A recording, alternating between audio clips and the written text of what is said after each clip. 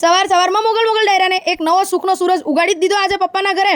અને આજે ગણપતિ દાદાનો છે બીજો દિવસ, એટલે આપણે તો નાઈ ધોઈને એટીકેટીમાં તૈયાર થઈને કરી જ દીધી આરતીની થાળી તૈયાર. બીજા દિવસના ગણપતિના દર્શન તમે પણ કરી લો. પછી તો મમ્મી કરે છે 10 દિવસના ગણપતિ બાપ્પાના ઉપવાસ, એટલે એમના માટે ચા પણ તૈયાર કરી દીધી. ત્યાં તો મેં જોઈ લીધું મારું ફેવરેટ પાંડુ. કેવું પાંડુ છે નહીં યાર, મારો એટલે લાઈટો થાય. ને બાર પણ જોયું તો ઘરમાં ચાવી જ નહોતી મળતી સાથીની. મેં કહ્યું ચાવી આજે ખોવાઈ ગઈ છે. એટલામાં જોયું તો બાઇકમાં જ ચાવી હતી. ચાવી મળી ગઈ એટલે ખુશ થઈને અમારી પલટન નીકળી જ ગઈ રખડવા માટે.